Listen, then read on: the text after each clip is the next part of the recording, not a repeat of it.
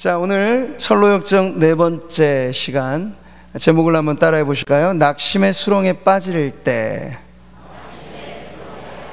네, 오늘 이 말씀, 이 메시지가 아마 우리가 살아가는 삶에서 누군가 어디엔가 한 번쯤은, 또 지금도 부딪힐 수 있는 그런 문제를 다루고 있는데요, 오늘 이 말씀을 통해서 우리 낙심의 수렁에 빠져 있는 성도님들 계시다면 다시 헤어나오는 축복을 누리시기 바랍니다.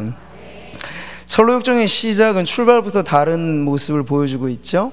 하나님의 말씀이 기준되니까 세상의 기준에 나를 보면 세상의 기준은 뭔가요? 상대적이에요.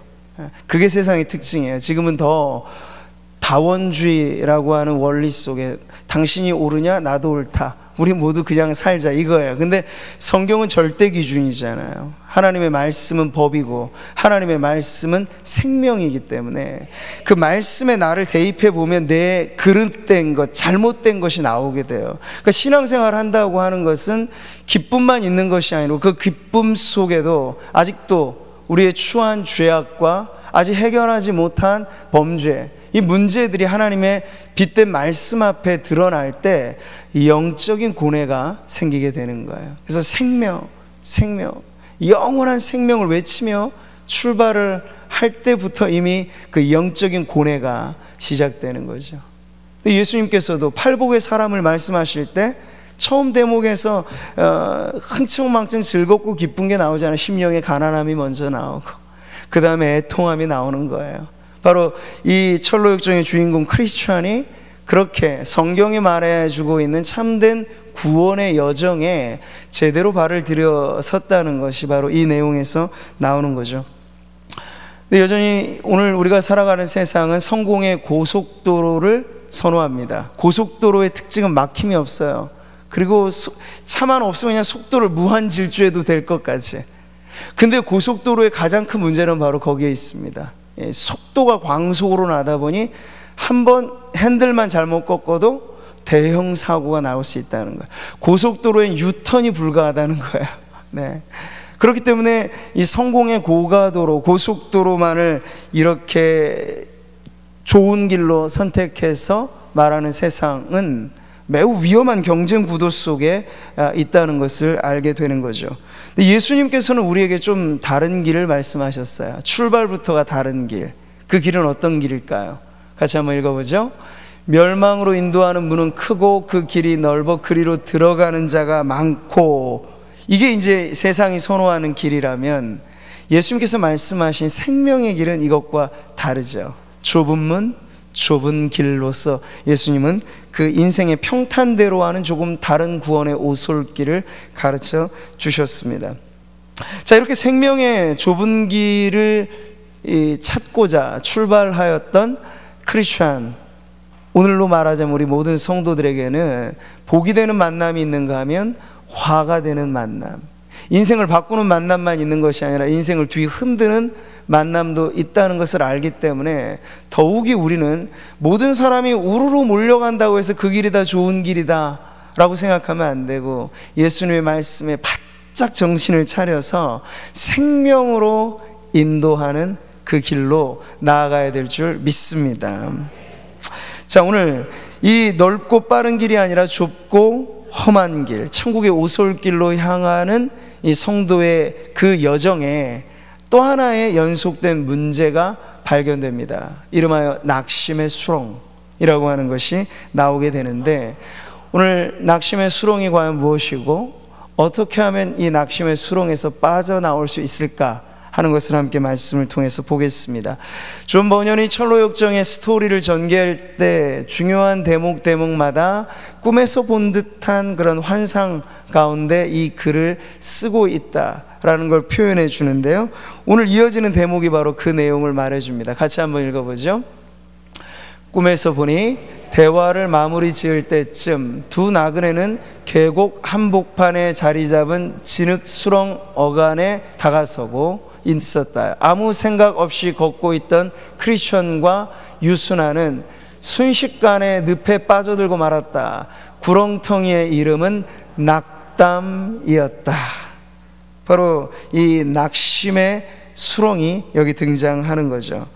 자, 그래서 이 낙심의 수렁이 있기 전까지만 해도 이 유순한 씨, 이 변덕 씨라고 불려지는 이 사람은 룰루랄라 좋은 이 천성의 길을 내가 가는 것 같은 스스로 착각 속에 갔는데, 이 수렁에 한번 빠져보니 정체가 탈로 나는 거예요. 돌밭에 뿌려졌던 그 씨앗의 말로처럼 잠시 잠깐은 돋아나는 것 같지만 시련과 환란이 부딪혀오면 그 뿌리가 약하기 때문에 여지없이 무너져 버리는 모습처럼, 이 변덕장이 수렁에 빠지고 나서는 이제 안간힘을 써서 나오고 난 뒤에 다시 멸망의 도시로 돌아가는 뒷모습을 보는 거죠.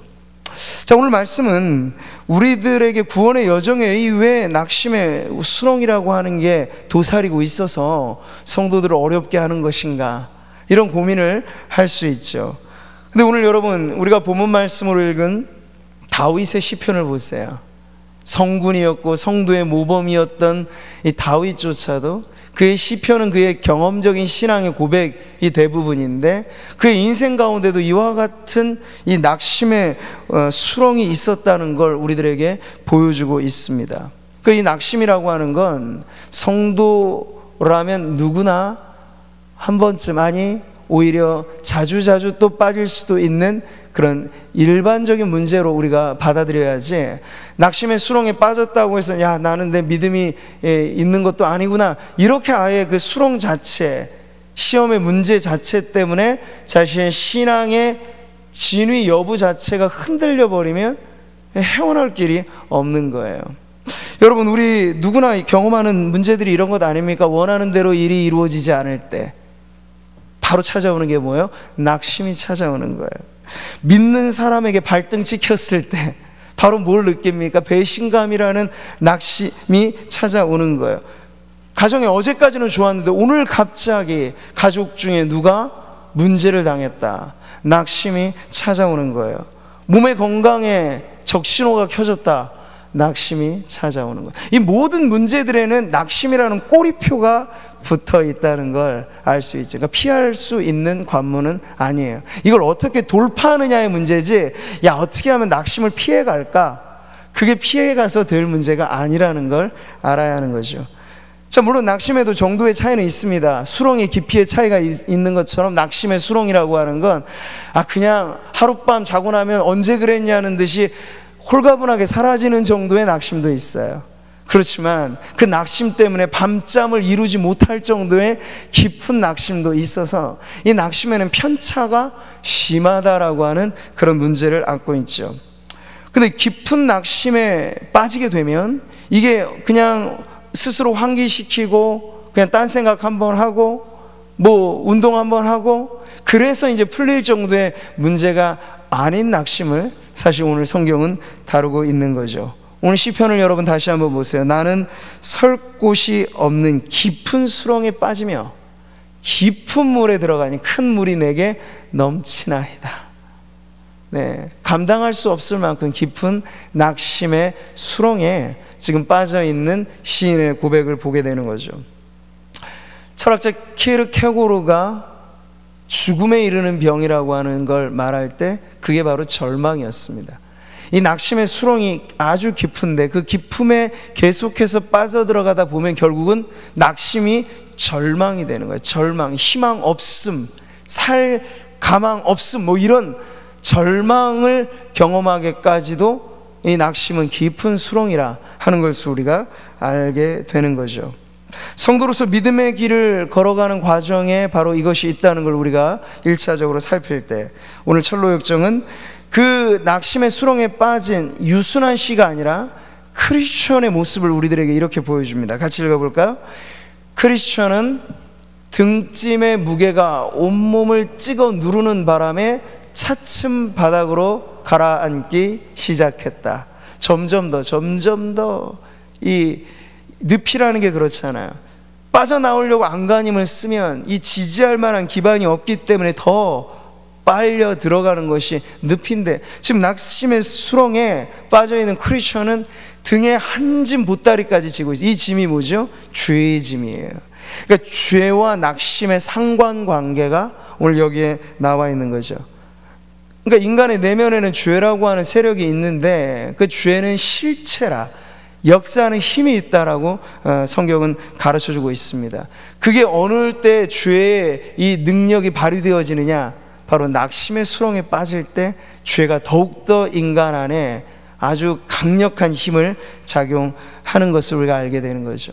오늘 말씀은 하나님이여 이렇게 말합니다. 주는 나의 우매함을 아시오니 나의 죄가 주 앞에서 숨김이 없나이다. 그 앞부분에 깊은 수렁에 빠진 자신의 상태를 말하고 지금 여기서는 자신의 우매함과 죄에 대한 문제를 고백하고 있어요. 그러니까 여기엔 어떤 뚜렷한 상관관계가 있는 거죠. 그러니까 낙심의 수렁에 빠진다는 건 아주 다양한 이 경로로 우리의 인생 가운데도 언제 올지 모를 그런 이야기들이 낙심의 문제입니다. 그런데 더 중요한 건 그 수렁에 한번 빠졌을 때 두 가지 원인이 작동해서 더 깊은 수렁으로 나아가게 하는데, 그 중 하나가 무지이고 또 하나는 죄의 문제라고 가르쳐 주는 거죠. 요즘에 우리가 코로나19라고 하는 눈에 보이지 않는 바이러스의 공포 속에 살아갈 때 그 낙심의 이유는 불안인 거예요. 이 불안은 뭡니까? 바이러스가 눈에 안 보인다는 거죠. 세균의 100분의 1의 사이즈니 마스크를 우리가 장착을 하지만 비말에 대한 침방울을 예방하는 정도지, 이 작디 작은 바이러스를 아무리 우리가 완전 무방하게 이렇게 무균실에 있다고 해도 여러분 보세요. 방역을 하고 의료진들 안에도 감염의 사태가 일어나죠. 완전 보호복을 입었는데도 불구하고 바이러스의 문제는 그만큼 심각한 문제인 것입니다. 근데 이럴 때 모든 사람들이 낙심하는 이유는 불안하다는 거야. 무지하기 때문에. 이 바이러스의 경로도 모르겠고 처치 방법도 모르겠고 이 무지가 우리에게 불안을 심어주는 거죠. 또 하나, 이 낙심이 더 가중되어지는 이유를 죄 문제로 들 수 있겠습니다. 낙심의 아주 중요한 문제 중 하나이기도 하고 낙심을 더 가중시키는 문제가 바로 죄 문제인데, 예레미야 선지자가 그 당시 이방 나라로서 이 모압에 임할 하나님의 심판에 관해서 말할 때 성경은 이렇게 말씀하고 있습니다. 다 같이 말씀을 읽겠습니다. 모압이 여호와를 거슬러 자만하였으므로 멸망하고 다시 나라를 이루지 못하리로다. 여호와의 말씀이니라. 모압 주민아, 두려움과 함정과 올무가 내게 닥치나니 두려움에서 도망하는 자는 함정에 떨어지겠고 함정에서 나오는 자는 올무에 걸리리니 이는 내가 모압이 벌받을 해가 임하게 할 것임이라. 여호와의 말씀이니라. 이 말씀인즉 이 모압이라고 하는 이방 땅에 하나님께서 진노 예정하신 하나님의 심판이 임하게 되면 그 누구도 빠져나갈 수 없는 심판이 될 것이라 말씀을 하고 계세요. 여기 삼중적인 이 문제 보세요. 두려움에서 도망하면 함정에 빠지고 함정에서 빠지면 올무에 거치고, 이 심판의 삼겹줄이 칭칭 동여매어져 있는 인생은 빠져나갈 길이 없다는 걸 보여주고 있어요. 근데 왜 이와 같은 심판이 그 이방 모압 땅 가운데 임하게 되었는가 라고 물을 때 바로 그들의 자만, 그들의 교만이라고 하는 죄 문제로 인하여 이들이 헤어나올 수 없는 수렁에 빠지게 된다 하는 걸 가르쳐주고 있는 거죠. 자, 이렇게 우리는 철로역정의 이 크리스천의 모습 속에 오늘을 살아가는 성도들의 모습을 보게 되는데요, 우리도 여러 가지 많은 이유에서 낙심이 우리에게 찾아올 때 그것에 쉽게 빠져나오는 길과 그 안에 더 많은 곤욕을 당하는 그 차이는 어디에 있는가? 이 무지와 죄의 문제라고 하는 게 여기에 근본의 원인으로 작용하기 때문에 이걸 고치지 않고 그냥 환경만 개선한다고 낙심의 문제가 해결되지 않는다는 거야. 그러면 잠깐이겠지만 또다시 지지대가 약한 신앙은 어리에 발 디딜 데가 없는 이 세상 속에 불확실하고 불확정적인 이 문제들로 인하여 이 문제 피하면 저 문제, 오늘 이 모압에게 선고된 선언처럼 두려움에서 빠져나왔는데 함정에서 빠져나왔는데 올무에 맹맹 돌면서 광야와 같은 유랑을 헤어날 길이 없다라고 하는 걸 우리가 알 때 보다 근본된 치유책은 하나님을 아는 지식과 그리고 하나님 앞에 우리의 주의 문제를 날마다 그리스도의 십자가 그 보혈의 공로로 해결하여 가는 거룩한 성화의 길이야말로 낙심의 수렁에서 빠져나오는 가장 근본적인 대책이 된다 하는 것을 우리가 배우게 되는 것이죠. 자, 오늘 말씀은 이제 이어지는 내용에서 스스로 헤어나올 수 없는 낙심의 수렁에 빠진 이 애처로운 크리스찬에게 누군가 짠 하고 등장하여서 그를 돕는 손길이 등장하게 되는 걸 보여줍니다. 바로 그때 그 허우적거리고 이제 정말 더 이상 못 버티겠다 싶은 그 순간에 등장한 이가 있으니 그의 이름을 오늘 철로 역정은 헬프라고 이름을 지었습니다. 도움이라고도 번역을 하고요. 이 돕는 자를 보내어 주신 거예요. 정확한 타이밍에. 철로 역정은 이 대목을 이렇게 서술합니다. 같이 한번 읽어보죠. 크리스찬은 낙담의 늪에 홀로 남아 허우적거렸다. 우여곡절 끝에 수렁 한쪽 가장자리까지 갔지만 등에 맨 짐 보따리가 너무 무거워서 아무리 애를 써도 맨 땅을 딛고 설 수가 없었다. 그때 어디선가 헬프라는 사나이가 나타나서 물었다. 여기서 뭘 하고 계십니까? 이렇게 말이죠. 사파를 하나 한번 보겠습니다. 여기 보세요. 이게 책에 나와 있는 사파인데요. 저 낙심의 수렁이라고 하는 게 반경만 해도 우리가 상상으로 그림을 한번 그려보는 거죠. 한 개인이 헤어나오기가 꽤나 어려운 곳이겠구나. 작은 웅덩이가 아니라는 걸 우리가 알 수 있어요. 그래서 혼자 힘으로 아무리 안간힘을 써도 안 될 때 저기 누군가 손을 쭉 뻗어서 도와주는 이가 찾아와요. 그 사람의 이름을 도움 혹은 헬프라고 지금 이름을 짓고 있는 것이죠. 자, 이렇게 낙심의 수렁 한가운데 빠졌을 때 어디선가부터 찾아오는 이 도움의 손길. 우리는 하나님의 은혜를 경험하되 어떤 은혜를 경험합니까? 정확한 타이밍에 역사하시는 하나님의 은혜를 우리가 경험하게 되는 것이죠. 바로 오늘 이 낙심의 수렁에 빠져 있는 크리스천 역시도 가장 절체절명의 위기, 그 순간에 뻗어나오는 이 도움의 손길을 경험하게 되었던 거예요. 우리 성경이 이것을 이렇게 노래하는 걸 듣습니다. 하나님은 우리의 피난처시오 힘이시니 환난 중에 만날 큰 도움이시라. 환난의 비바람이 닥칠 때 하나님의 진가가 드러나는데 그분이 어떤 분으로서요? 우리의 피난처시고 우리의 힘이 되신다 하는 건 우리가 공경에 빠져보면 알게 되어지는 하나님의 기막힌 은혜라고 하는 것이에요. 여러분, 삼위 하나님 가운데 성령에 대한 이름을 우리는 보혜사로 듣죠.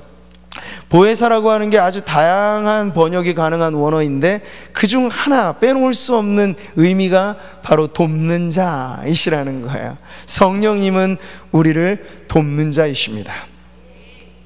이와 같이 한번 읽겠습니다. 성령도 우리의 연약함을 도우시나니 우리는 마땅히 기도할 바를 알지 못하나 오직 성령이 말할 수 없는 탄식으로 우리를 위하여 친히 간구하시느니라. 바로 이렇게 성령님은 성도들을 돕는 자, 보혜사, 헬퍼로 함께 하신다 하는 것이 우리들에게 더할 나위 없이 큰 위로가 되는 거죠. 창조주이신 하나님은 돕는 방식 또한 매우 창조적인 분이시라 우리가 성경 곳곳에서 알게 돼요. 예수님 겟세마네 동산에서 진땀을 흘리시면서 최후의 사투를 벌이듯 기도하시죠. 근데 기도하는 예수님을 우리 성부 하나님이 도우실 때 어떻게 도우십니까? 천사를 보내셔서 예수님의 기도의 힘을 북돋아 주셨다. 이게 바로 그러니까 도움을 받되 우리는 천편일률적인 방식이 아니고 하나님의 창조적인 도움을 기대할 수 있다는 거예요. 다메섹 도상에서 부활하신 영광의 주님을 만난 이후에 눈이 멀어버렸죠. 바울이, 옛 이름 사울이 말이에요. 그랬을 때 눈먼 바울을 돕는 하나님의 도움의 손길은 어떻게 나타났습니까? 천사를 보내셨나요? 아니에요. 사람을 보내셨어요. 아나니아라고 하는 아주 신실한 제자를 특파해서 바울에게 보내서 그 난처한 공경에 처해 있는, 말하자면 수렁에 빠져버린 이 바울을 이렇게 도우신 거예요. 같이 한번 읽어보죠.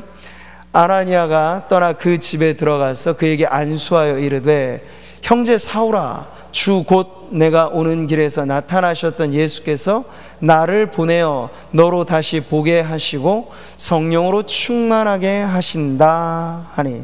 이렇게 말이죠. 그러니까 성경에 우리가 이야기 속으로 들어가다 보면, 그 사건 속에 들어가다 보면 하나님은 천편일률적인 분이 아니신 것을 대번에 알게 돼요. 근데 우리는 자꾸 도움의 방식을 고정적으로 이해하는 거죠. 그래서 저는 목회자로서 때로 기도 요청을 해오시는 분들에게 필요하면 안수 기도도 해드리고 기도도 하는데, 꼭 어떤 성도님들 중에는 안수 기도를 받아야만 효험이 있는 것처럼 이렇게 여기시는 분들이 계세요. 그런데 그렇지는 않아요. 이 안수 기도 할 때 나오는 이 능력도 있지만, 주의 이름으로 보세요. 백부장의 하인을 고칠 때 예수님은 가보지도 않았어요. 그 하인을 만나보지도 않았어요. 그냥 가라고 말씀하시니까 믿음대로 가니까 그 순간에 하인이 나버리는 거예요. 얼마든지 하나님은 다양한 도움의 방편을 갖고 계세요. 그러니까 우리가 제한하지만 않는다면. 어떤 사람은 그랬다잖아요. 물에 빠져서 허우적거리는데 하나님 헬프미, 나를 도와주세요. 근데 도움이 안 와요. 그리고 정말 빠져 죽을 것 같은 마지막 순간에 원망이 생기는 거야. 왜 하나님은 내 기도에 안 들어주셔가지고 나를 기적적으로 살려주시지 않는가. 근데 하나님이 응답을 하세요. 얘야, 네가 기도했길래 내가 벌써 몇 번이나 도움의 손길을 보냈는데 저 지나가는 헬기 소리를 못 들어봤니? 그 헬기를 통해서 내가 구조대를 보냈는데 너는 그 손을 내밀지 않더구나. 근데 얼마든지 하나님께서는 우리가 이건 인간적인 방식이다, 이건 뭐 하나님이 이런 방식으로 일하시겠어? 아니요, 하나님 그런 방식으로도 일하세요. 우리의 믿음의 시야를 좀 넓게 열 필요가 있어요. 그러면 곳곳에 아주 숨어있는 도움의 손길을 발견해요. 근데 우리가 그걸 못 보고 지나치면서 하나님을 원망하는 거죠. 하나님을 날 도와주시지 않으셔. 모래 위에 새겨진 발걸음이라는 무명의 시도 그렇잖아요. 인생이 지나가는 구간 중에 가장 힘들었던 순간에 내 발자국밖에 안 보이는 거. 그전에는 나란히 주님과 걸었던 2명의 발자국이 있는데, 코로나19가 같은 이런 극심한 어려운 순간에 딱 회상해 보니까 한 사람 발자국밖에 없는 거예요. 대번에 원망이 들지, 하나님 나를 돕지 않고 한순전히 하나님 환난 중에 나를 도와주신다는 게 다 거짓말이군요. 그때 주님 뭐라고 말씀하십니까? 얘야, 너 그때 너무 힘든 순간인 걸 내가 알아서 평상시에는 나란히 걸으면서 너에게 도움을 주었는데, 그 구간은 네가 도저히 걸어가며 이 지탱하지 못할 것 같아서 내가 너를 내 등에 업고 걸어갔던 구간 아니니? 한 사람의 발자국은 자기 발자국이 아니고 우리를 아예 등에 짊어지고 걸어가셨던 주님의 발자국이라는 그런 시도 있죠. 사랑하는 성도 여러분, 믿는 성도들에게 있어서는요, 이렇게 하나님은 다양한 방편으로 도움을 주십니다. 그 중에 우리가 가장 빈번하면서 그리고 잘 경험할 수 있는, 그리고 교회 공동체적인 의미에서 이 도움의 손길이란 뭘까요? 믿음에 앞선 성도가, 오늘 아나니아와 바울의 모습이 아주 그 부분을 선명하게 보여줘요. 믿음의 선배가 믿음의 후배를, 믿음의 앞선 자가 믿음의 뒤따르는 자를, 믿음의 건강한 사람, 믿음이 조금 병약한 자를 도와주는 그 도움의 역할을 해주는 거예요. 바로 우리는 믿음에 만약 앞선 성도님들이라면 우리 역시도 이 철로역정에 등장하는 그 헬프라는 이름의 돕는 자 역할을 지금 이제 우리가 해야 될 때다 하는 것을 배우게 되는 거죠. 잠언은 이렇게 말씀합니다. 같이 한번 읽어보죠. 친구는 사랑이 끊어지지 아니하고 형제는 위급한 때를 위하여 낳느니라. 우리의 관계 중에 하나님은 이런 도움을 주셨다는 거예요. 정말 친한 친구냐 아니냐는 어디서 판가름 납니까? 내가 진정 큰 문제에 부딪혔을 때 그때도 내 곁에 있어줄 수 있는 이. 그리고 가족의 소중함이란 뭔가요? 세상 모두가 내게 손가락질할 때도, 정말 내가 죄인이라서 손가락질 받아야 될 때조차도 가족은 그 허물을 끌어놔 줄 수 있는 게 가족 아니에요? 근데 하나님께서는 우리의 이런 친구야 이웃과 가족의 아주 친밀한 관계 속에 도움을 주기도 하고 도움을 받게도 하도록 우리를 교회라고 하는 이 공동체, 교회라고 하는 하나님의 가족 안에 부르셨다는 걸 믿으시기 바랍니다. 그러니까 오전에도 제가 말씀을 드렸습니다만 나 홀로 신앙은 없어요. 요즘에 모든 걸 집안에서 다 해결한다 그래서 all in home 뭐 이런 말이 있어요. 집안에서 모든 걸 해결해요. 나 홀로 족들이 점점 더 늘어가고 있어요. 그래서 신앙생활도 나 홀로 할 수 있을 거라 오해하고 착각하시는데, 신앙생활은 성도들이 더불어 하는 것입니다. 서로 함께 모일 때 신앙은 빛을 발하는 거예요. 철이 철을 날카롭게 함같이 성도들의 신앙이 빛을 발하는 것, 서로가 서로에게 도와주기도 하고 도움을 받기도 하고, 그러면서 우리의 신앙이 낙심해서 건짐받고 더 성숙한 신앙으로 나아가게 되는 줄 믿습니다. 이게 바로 교회 안에 요청되어지는 성도의 교제, 곧 코이노니아라는 것의 진정한 의미예요. 그냥 희희낙낙하고 놀고 웃고 어디 야유회 가고 그게 성도의 코이노니아가 아니고, 어려움에 처한 성도를 도와줄 수 있는 교제, 위로가 되고 힘이 되고, 난 저분이 내 인생에 정말 어둡고 칙칙한 이 순간에 내게 다가오셔서 그 한마디 따뜻한 눈빛과 말로서 나를 낙심의 수렁에서 건져내 주신 분이야. 이런 게 사실 우리 교회의 이력과 내력이 깊어진다는 건 그런 고백이 많아지는 거예요. 할렐루야. 그냥 나 혼자 나는 여기까지 잘 왔어. 자수성가, 신앙도 자수성가, 신앙의 자수성가는 없어요. 모두가 우리는 누군가에게 도움을 받았고 누군가의 도움이 있었기 때문에 여기까지 온 줄로 알아. 이제 우리가 누군가를 도와주어야 할 자리가 있을 때 여러분이 헬퍼가 되시기를 바랍니다. 너희가 짐을 서로 지라, 그리하여 그리스도의 법을 성취하라. 이게 바로 교회 안에 그리스도의 법으로까지 말씀되어진 성도의 교제의 아주 강력한 요청이라고 하는 거예요. 나 혼자만 잘하면 되겠지. 그렇지가 않잖아요. 우리는 얽히고 설켜 있는 관계의 정글 속에 지금 살고 있어요. 나 혼자 잘해도 옆에 있는 사람이 무너지면 그 영향을 받게 됩니다. 가족 공동체가 그런 거 아닙니까? 부모가 아무리 잘해도 자녀들이 힘들면, 자녀들이 아무리 잘해도 부모가 힘들면 서로 연결이 되어 있는 거예요. 교회도 마찬가지입니다.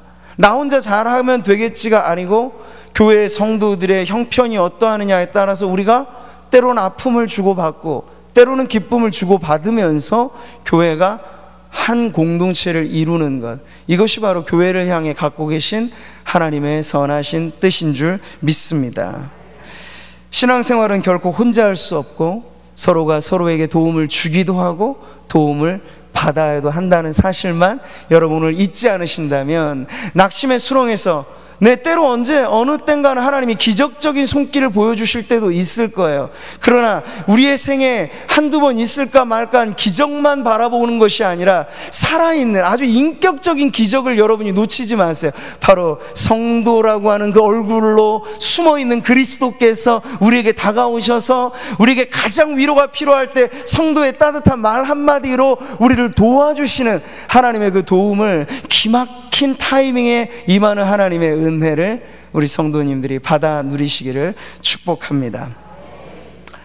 그러니까 신앙생활이 쭉쭉쭉쭉 성장하는 비결 중에 하나는 자존심을 내려놓아야 돼요.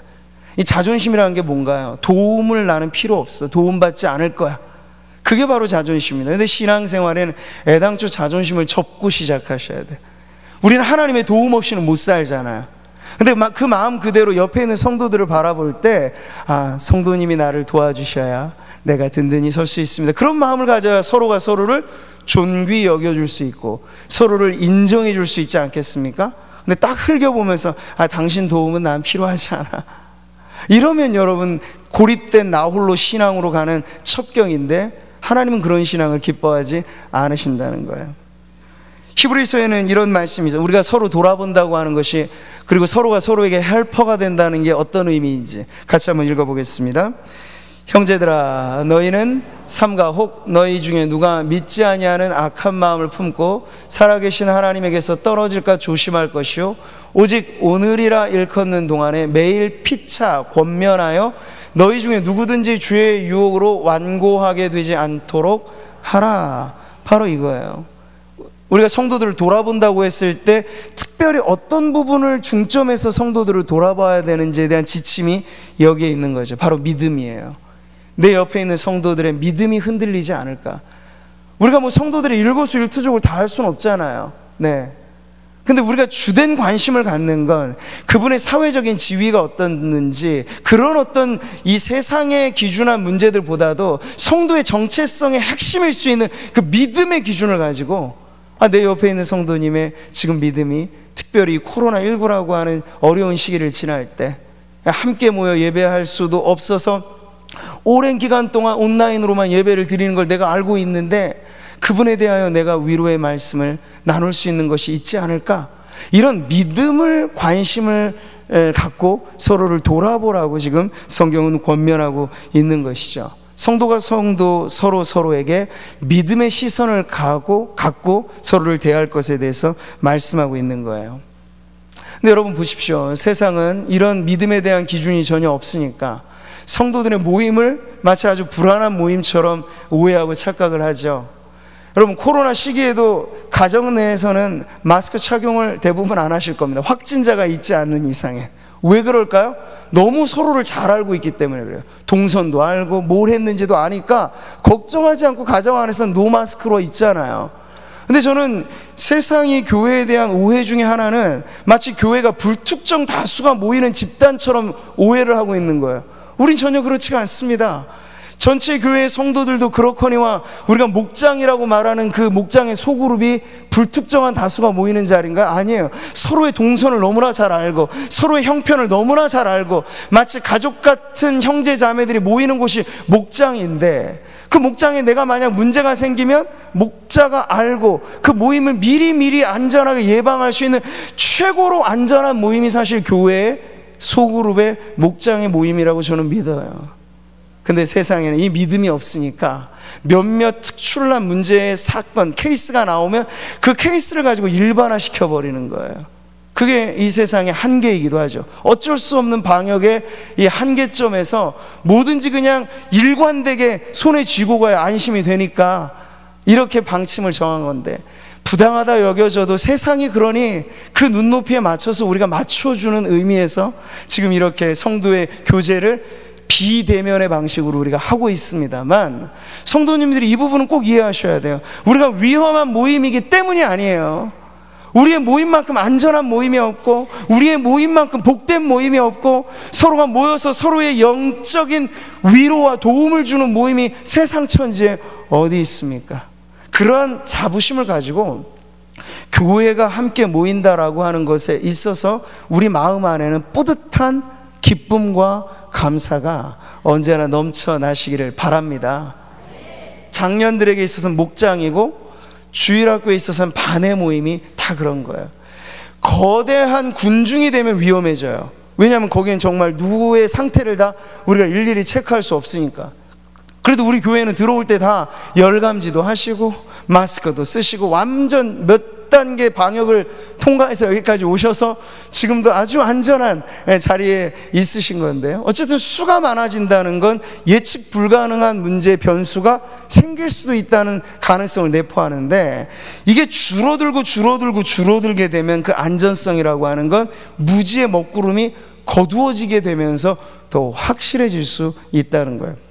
저는 오늘 영적 친교에 대한 강조를 말씀하면서 바로 이렇게 도전을 드리는 겁니다. 시절과 이 상황에 따라 우리가 잠시 뒤로 하는 이러한 성도의 교제입니다만, 우리는 이 성도의 교제가 없이는 신앙생활 자체가 존재할 수 없다는 확고한 기준을 가지고 나 홀로 신앙이 가능할 거라고 하는 착각을 버리고, 성도가 함께 모여 서로 권면하고 함께 모여 서로 교제하고 함께 모여 서로 위로하는 그러한 기쁨의 동산 같은 그런 거룩한 공동체를 이루는 우리 구미 상모교회 되기를 소원합니다.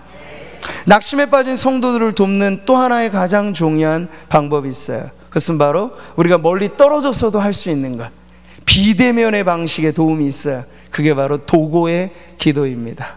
도고의 기도, 제가 이 도고라고 하는 말을 설명을 해드리면, 우리가 중보기도라고 하는 것과 비슷한 개념인데, 중보기도라고 하는 말 자체를 너무 부정적으로 생각하지는 않습니다. 그런데 문제가 있어요. 뭐냐면 중보자는, 성경이 기록하기를 유일한 중보자는 예수 그리스도시다 하는 그런 가르침이 있는데, 자꾸 우리가 서로에게 대해서 중보한다 하게 되면 예수님에 대한 중보자 의식이 좀 옅어질 수 있는 우려가 있기 때문에 비슷한 의미의 다른 단어를 쓰자라고 해서 도고의 기도를 말하는 거예요. 이 도고도 영어의 번역을 보면 중재의 개념을 갖고 있어요. 중보가 가지고 있는 개념의 1차적인 적용이 중재잖아요. 그러니까 도고의 기도 말하면 중재의 기도구나. 내가 다른 누군가를 위해서, 성도가 또 다른 성도를 위해서 하는 기도가 도고의 기도구나 하는 것을 알게 되죠. 같이 한번 따라해 보겠습니다. 도고의 기도. 네, 다른 성도들을 위하여 우리가 해야 할 바로 이런 기도인데, 디모데전서 말씀 같이 한번 읽어보겠습니다. 그러므로 내가 첫째로 권하노니 모든 사람을 위하여 간구와 기도와 도고와 감사를 하되. 이 말씀은 심지어 모든 사람을 위해서 하라고 하고 있어요. 뒤에 나오는 구절들은 이 위정자들을 위해서도 기도할 책임이 성도들에게 있다고 가르쳐줘요. 하물며 모든 사람들을 위하여 기도하는 책임이 우리에게 있다면, 내 영적인 피부치와 같은 한 피바다 한 몸 이룬 형제와 자매들을 위한 도고의 기도, 중재의 기도는 마땅히 우리가 짊어져야 될 책임이 되는 줄 믿습니다. 바울도 그가 서신을 써서 보내는 이 고린도 교회에게 이런 요청을 하였어요. 너희도 우리를 위하여 간구함으로 도우라. 이는 우리가 많은 사람의 기도로 얻은 은사로 말미암아 많은 사람이 우리를 위하여 감사하게 하려 함이라. 바로 이 말씀이죠. 대사도였던 바울도 나는 위대한 사도니까 여러분들의 기도야 없어도 상관없습니다, 이렇게 말합니까? 아니에요. 간절히 요청했어요. 성도들의 기도가 있어야 목회자는 바로 섭니다. 아멘. 스펄전 목사님이 아주 부흥을 이루는 목회를 할 때 많은 견학생들, 막 신학생들이 와서 외부 교회에서 탐방을 오거든요. 그럴 때마다 이 스펄전 목사님이 말없이 그들을 안내해 주는 자리는 예배당의 지하에 어느 한 구석으로 데려가는 거예요. 왜 이리로 데려가나 싶었는데 거기서 웅성웅성하는 소리가 들려요. 무슨 소리가 들어봤더니 쉬지 않고 기도하는 성도들의 기도인 거예요. 그래서 이 목사님이 말하기를, 나 같은 부족한 사람의 설교 능력의 비결을 하나 묻는다면 나는 이게 내 답이라고 답합니다. 나는 내가 설교할 때 나를 위하여 깨어 기도하는 성도들이 언제나 있는 목회자입니다. 이게 자신의 설교의 능력의 비결이라고 말하고 있으니 얼마나 겸손한 또 표현이면서 실제로 성경적인 표현이라고 할 수 있겠죠. 그래서 저는 늘 그것을 기쁨으로 여기고 과분한 복이라고 생각합니다. 모든 성도님들이 대표 기도하실 때, 개인 기도하실 때 이 부족한 목회자를 위해서 기도를 빼놓지 않으시잖아요. 그게 하나님이 내게 주시는 가장 큰 복이라고 저는 믿고 있습니다. 성도들은 목회자를 위하여 기도하고 목회자는 성도들을 위하여 기도함으로 서로의 도고의 기도가 맞물려 있는 교회는 복이 있을진저. 우리 교회가 이와 같은 교회가 되는 줄 믿습니다. 뿐만 아니죠, 성도와 성도 사이가 서로의 도고의 기도로, 중재의 기도로 서로 아주 끈끈하게 엮여져 있는 그 교회는 누구도 빼앗을 수 없는 강력한 공동체로서 한 몸이 되는 줄 믿습니다.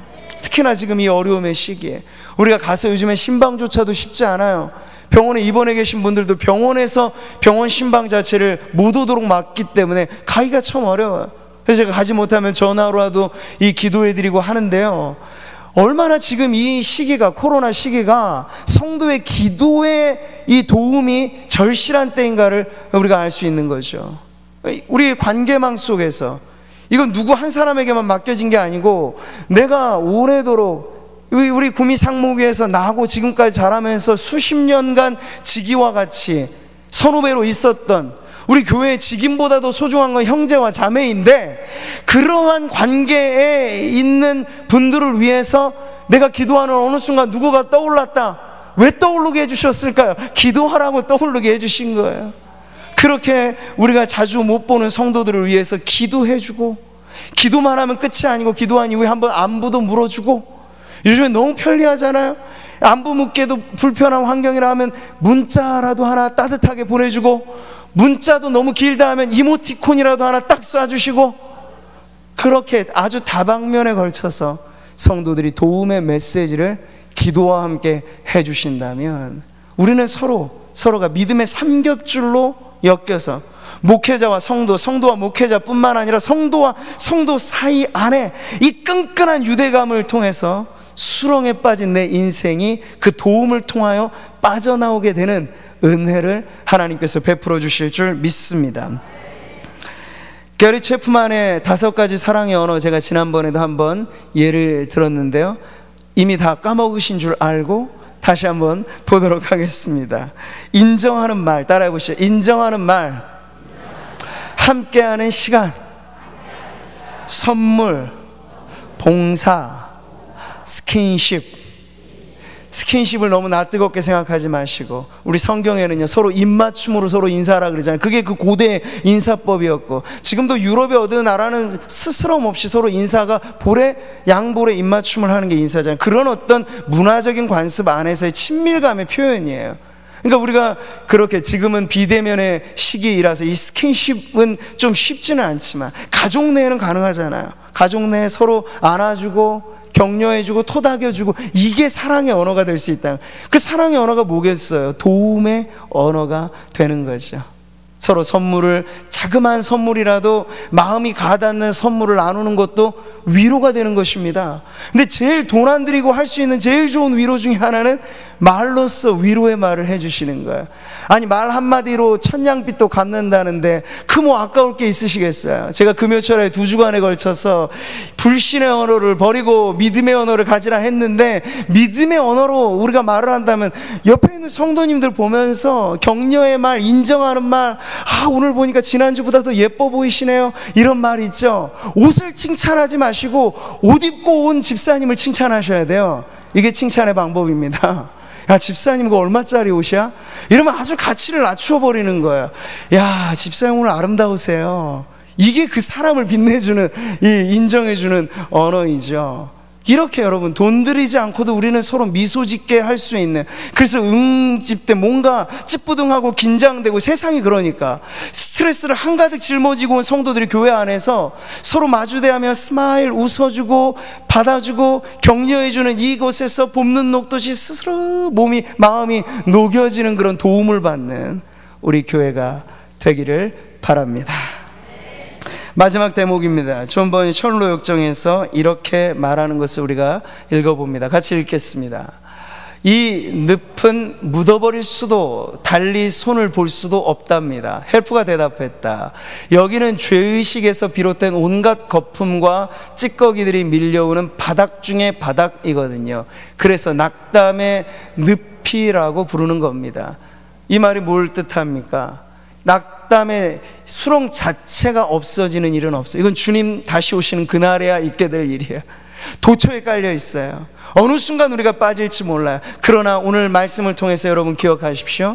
내가 낙심의 수렁에 빠질 때 그 빠졌다는 것 자체가 문제가 아니고, 빠졌을 때 누가 나를 도와주는가, 이 도움이 반드시 있다는 믿음을 가지고, 하나님의 은혜는 정확한 타이밍에 임하시는 은혜라 믿고 기도하며 믿음으로 나아갈 때 가장 우리가 빈번하게 그리고 자주 쉽게 경험할 수 있는 건 바로 낙심의 수렁에 빠져 있을 때 내 옆에 있는 성도들이 나의 도움의 헬퍼가 될 것이다 하는 그런 믿음이고요. 우리가 서로에게 중재의 기도로서 도구의 기도를 드리고 따뜻한 위로의 말 한마디로도 수렁에 빠져 있는 성도들을 도와줄 수 있다라고 하는 그 믿음을 가져 우리 안에 앞으로 성도의 코이노니아는 코로나니 어떤 시대에도 상관없이 이 영적 교제는 끊임없이 우리 가운데 이루어지게 되어서 낙심의 수렁에서 빠져나오는 기쁨의 간증거리들이 오늘 우리 모든 성도들을 통하여 넘쳐나기를 주님의 이름으로 축복합니다. 할렐루야. 우리 같이 찬송 부르겠습니다. 하나님의 음성을 듣고자 기도하면, 이 찬양인데요, 나를 기가 막힐 웅덩이와 수렁에서 끌어올리시고, 이 간증이에요. 이게 성도들의 또 하나의 간증이에요. 낙심에 빠졌다는 것만이 아니라 끌어올리신 하나님을 경험하는 것. 내 발을 반석 위에 두사 내 걸음을 견고하게 하셨도다. 오늘도 예배하는 이 자리에서 이러저러한 낙심 속에 마음이 흔들리는 분들 계시다면, 오늘 주님이 이 예배 중에 우리의 도움의 손길을 어떠한 경로를 통해서도 우리에게 뻗쳐주심을 여러분 믿고, 내 옆에 있는 형제와 자매로서 성도들이 바로 그 일을 위하여 나와 함께 한다고 하는 이 공동체 신앙 의식을 갖고 우리가 이 믿음으로 이 찬양 하나님 앞에 고백하겠습니다.